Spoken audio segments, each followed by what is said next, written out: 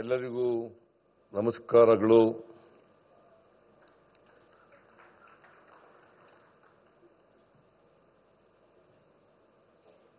ರಾಷ್ಟ್ರದ ಪ್ರಧಾನಮಂತ್ರಿಗಳಾದಂಥ ಸನ್ಮಾನ್ಯ ಶ್ರೀ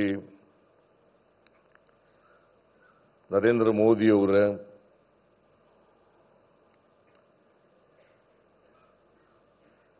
ರಾಜ್ಯದ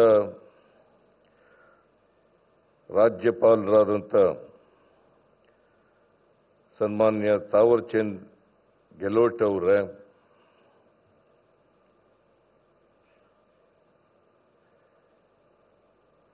ವಸತಿ ಮತ್ತು ನಗರ ವ್ಯವಹಾರಗಳ ಹಾಗೂ ವಿದ್ಯುತ್ ಸಚಿವರಾದಂಥ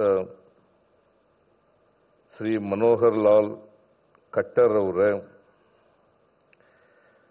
ರೈಲ್ವೆ ಸಚಿವರಾದಂಥ ಹಾಗೂ ಮಾಹಿತಿ ಮತ್ತು ಪ್ರಸಾರ ವಿದ್ಯುನ್ಮಾನ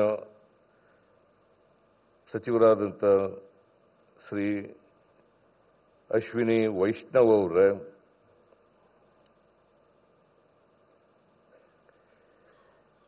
ರಾಜ್ಯದ ಉಪ ಮುಖ್ಯಮಂತ್ರಿಗಳಾದಂಥ ಡಿ ಕೆ ಶಿವಕುಮಾರ್ ಅವರೇ,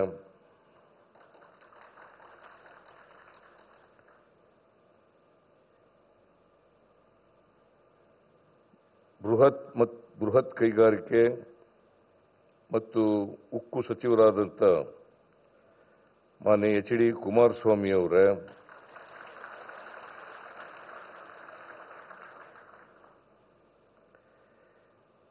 ಜಲಶಕ್ತಿ ಮತ್ತು ರೈಲ್ವೆ ಖಾತೆ ರಾಜ್ಯ ಸಚಿವರಾದಂಥ ವಿ ಸೋಮಣ್ಣ ಅವರೇ, ಸೂಕ್ಷ್ಮ ಸಣ್ಣ ಮತ್ತು ಮಧ್ಯಮ ಉದ್ಯಮಗಳು ಹಾಗೂ ಪ್ರಾಥಮಿಕ ಮತ್ತು ಉದ್ಯೋಗ ಖಾತೆ ರಾಜ್ಯ ಸಚಿವರಾದಂಥ ಕುಮಾರಿ ಶೋಭಾ ಕರಂದ್ಲಾಜೆ ಅವರೇ,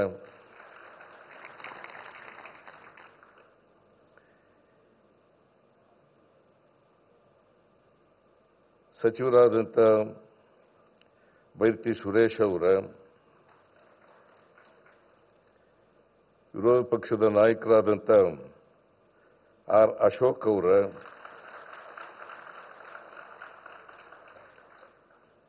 ಬೆಂಗಳೂರು ದಕ್ಷಿಣ ಲೋಕಸಭಾ ಕ್ಷೇತ್ರದ ಲೋಕಸಭಾ ಸದಸ್ಯರಾದಂಥ ಶ್ರೀ ತೇಜಸ್ವಿ ಸೂರ್ಯ ಅವರೇ,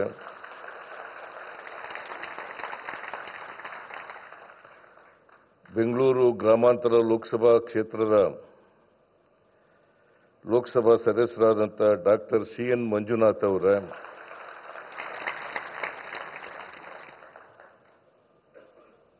ಭಾರತೀಯ ಜನತಾ ಪಕ್ಷದ ರಾಜ್ಯ ಅಧ್ಯಕ್ಷರಾದಂಥ ಶಾಸಕರು ಆದಂಥ ಶ್ರೀ ವಿಜಯೇಂದ್ರ ಅವರೇ,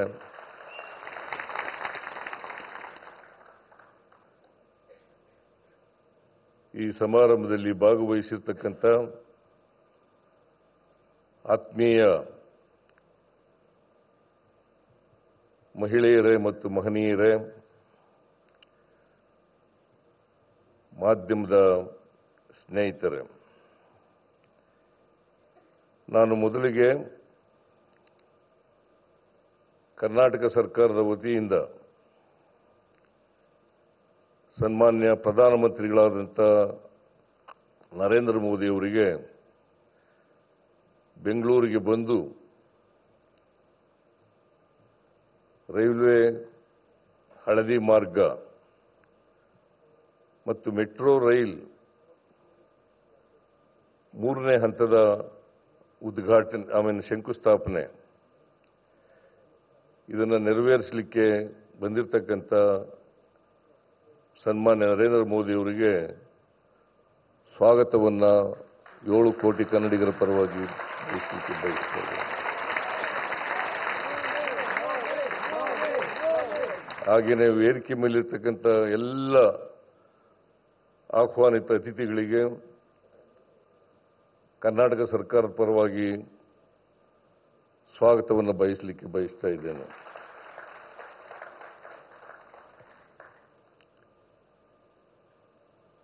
ರಾಷ್ಟ್ರದ ಪ್ರಧಾನಿಗಳಾದಂಥ ನರೇಂದ್ರ ಮೋದಿಯವರು ಇವತ್ತು ಬೆಂಗಳೂರು ನಗರದಲ್ಲಿ 3 ಕಾರ್ಯಕ್ರಮಗಳನ್ನು ಹಮ್ಮಿಕೊಂಡು ಬಂದಿದ್ದಾರೆ. ಒಂದು, ಹಳದಿ ಮಾರ್ಗದ ಉದ್ಘಾಟನೆ, ಮೆಟ್ರೋ ಹಳದಿ ಮಾರ್ಗದ ಉದ್ಘಾಟನೆ. ಎರಡನೇದು, ಮೆಟ್ರೋ ರೈಲು 3ನೇ ಹಂತದ ಶಂಕುಸ್ಥಾಪನೆ. 4ನೇದು, ಒಂದೇ ಭಾರತ ಎಕ್ಸ್ಪ್ರೆಸ್ ರೈಲುಗಳಿಗೆ 3 ರೈಲುಗಳಿಗೆ ಚಾಲನೆಯನ್ನು ಕೊಡ್ತಕ್ಕಂಥ ಕಾರ್ಯಕ್ರಮ.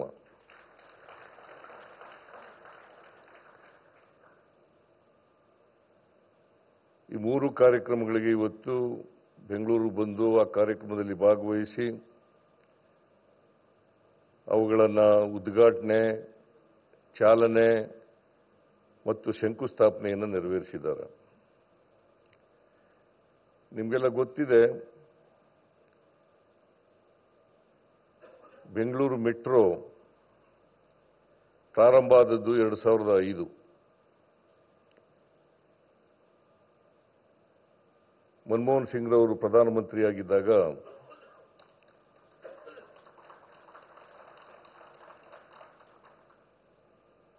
ಬೆಂಗಳೂರು ಮೆಟ್ರೋವನ್ನು ಪ್ರಾರಂಭ ಮಾಡಿದರು. ಇದು ಕೇಂದ್ರ ಸರ್ಕಾರ ಮತ್ತು ರಾಜ್ಯ ಸರ್ಕಾರಗಳ ಸಹಯೋಗದೊಡನೆ ನಡೀತಾ ಇರತಕ್ಕಂಥ ಯೋಜನೆ.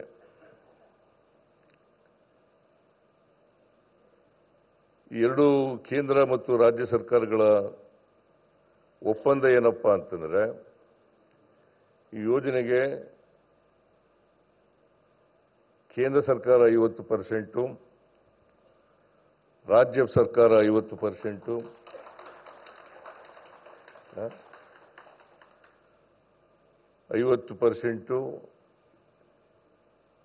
ಇದನ್ನ ಮಾಡಬೇಕು ಅಂತೇಳಿ, ಖರ್ಚು ಮಾಡಬೇಕು ಅಂತೇಳಿ ಒಪ್ಪಂದ ಆಗಿರ್ತಕ್ಕಂಥದ್ದು.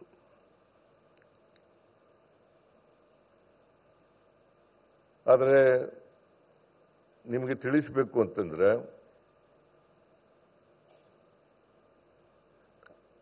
ರಾಜ್ಯ ಸರ್ಕಾರನೇ ಹೆಚ್ಚು ಖರ್ಚು ಮಾಡ್ತಕ್ಕಂಥದ್ದು.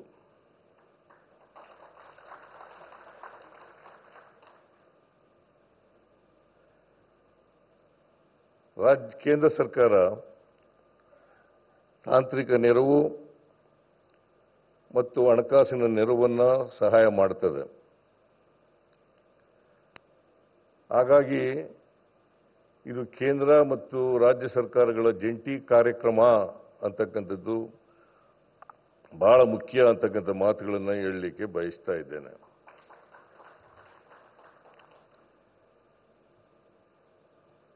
ಈಗಾಗಲೇ 96.10%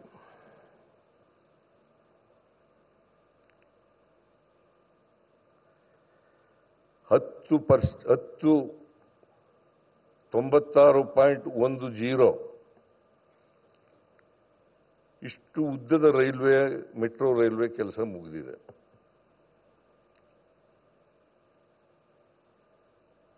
ಇದಕ್ಕೆ ರಾಜ್ಯ ಸರ್ಕಾರ ಸುಮಾರು 25,387 ಕೋಟಿ ರೂಪಾಯಿಗಳನ್ನು ಖರ್ಚು ಮಾಡಿದೆ.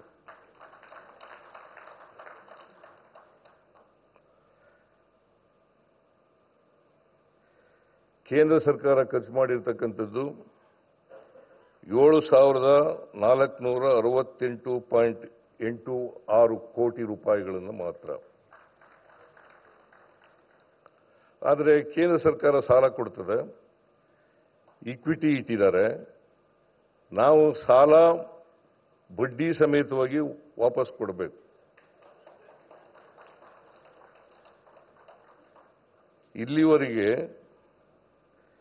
3,987 ಕೋಟಿ ರೂಪಾಯಿಗಳನ್ನು ಮರುಪಾವತಿ ಮಾಡಿದ್ದೇವೆ.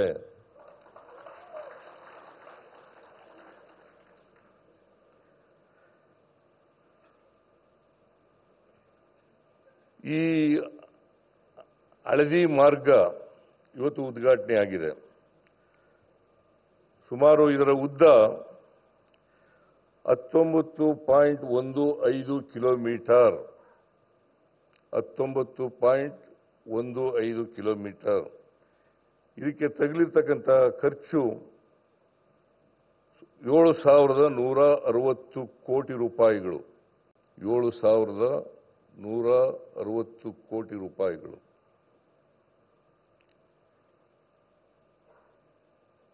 ಇದರಿಂದ ಸುಮಾರು 3.5 ಲಕ್ಷ ಪ್ರಯಾಣಿಕರು ಪ್ರತಿ ದಿನ ಟ್ರಾವೆಲ್ ಮಾಡಲಿಕ್ಕೆ ಸಾಧ್ಯ.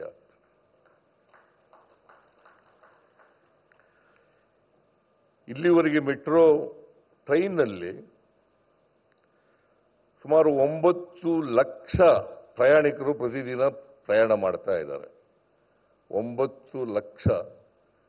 ಈ ಹಳದಿ ಲೇನು ಇವತ್ತು ಏನು ಉದ್ಘಾಟನೆ ಆಗಿದೆ, ಇದು ಸೇರ್ಕೊಂಡ್ರೆ 12.5 ಲಕ್ಷ ಪ್ರಯಾಣಿಕರು ಮೆಟ್ರೋನಲ್ಲಿ ಹೋಗ್ಲಿಕ್ಕೆ, ಪ್ರಯಾಣ ಮಾಡಲಿಕ್ಕೆ ಸಾಧ್ಯ ಆಗ್ತದೆ.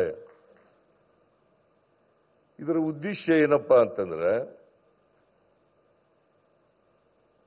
ಬೆಂಗಳೂರು ನಗರ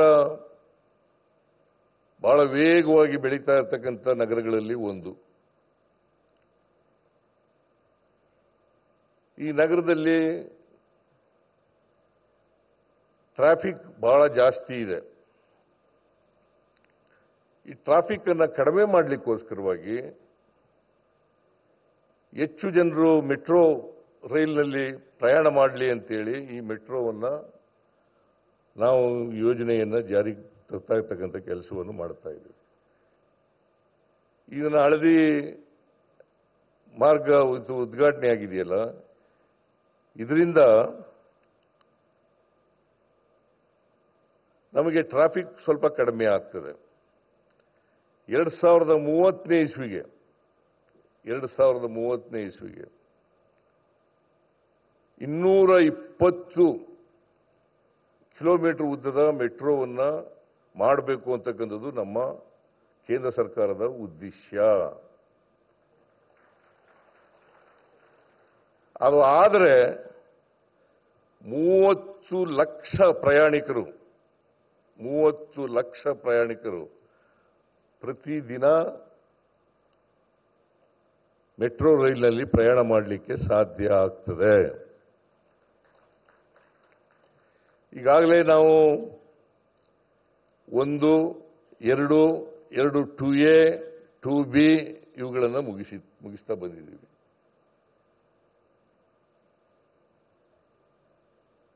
ಮೂರನೇ ಹಂತಕ್ಕೆ ಇವತ್ತು ಶಂಕುಸ್ಥಾಪನೆ ಆಗಲಿದೆ.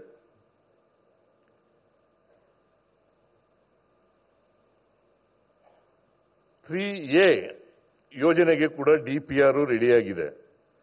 ಕೇಂದ್ರ ಸರ್ಕಾರಕ್ಕೆ ಕಳಿಸಿಕೊಟ್ಟಿದ್ದೀವಿ ನಾವು. ಅದಕ್ಕೆ ಅನುಮೋದನೆಯನ್ನು ಕೊಟ್ಟರೆ ಅದನ್ನು ಕೂಡ ಶುರು ಮಾಡಲಿಕ್ಕೆ ಸಾಧ್ಯ ಆಗ್ತದೆ.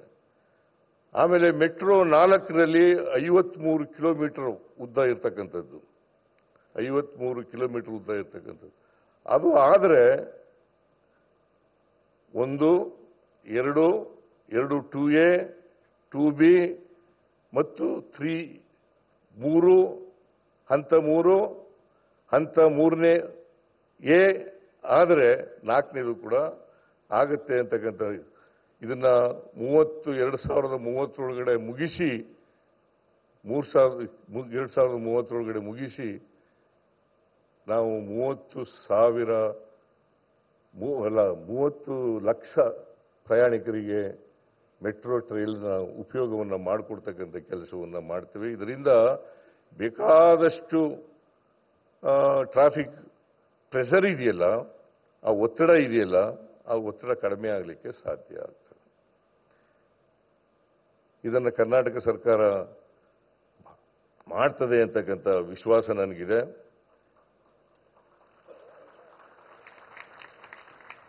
ಆಮೇಲೆ ಇವತ್ತು ಇದೇ ಸಂದರ್ಭದಲ್ಲಿ ಬೆಂಗಳೂರಿಂದ ಬೆಳಗಾವಿಗೆ ಟ್ರೈನ್ ಕೂಡ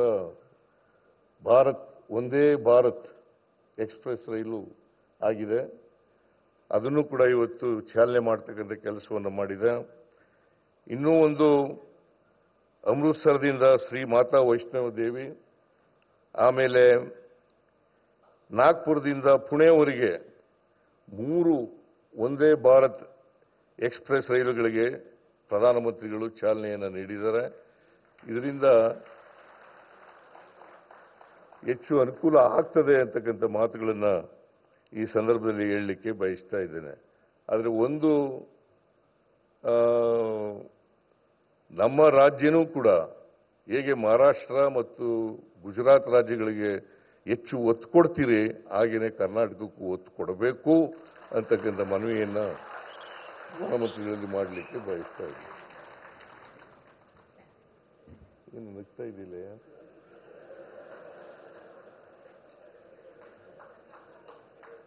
ಅಂತ ಹೇಳಿ ಪ್ರಧಾನಮಂತ್ರಿಗಳು ಹೆಚ್ಚು ಸಹಾಯವನ್ನು ಇದಕ್ಕೆ ಮಾಡಬೇಕು ಅಂತಕ್ಕಂಥ ಮಾತುಗಳನ್ನು ಹೇಳ್ತಾ ಮತ್ತೊಮ್ಮೆ ಪ್ರಧಾನಮಂತ್ರಿಗಳಿಗೆ ಸ್ವಾಗತವನ್ನು ಕೋರಿ ನನ್ನ ಮಾತುಗಳನ್ನು ಮುಗಿಸ್ತೇನೆ. ನಿಮ್ಮ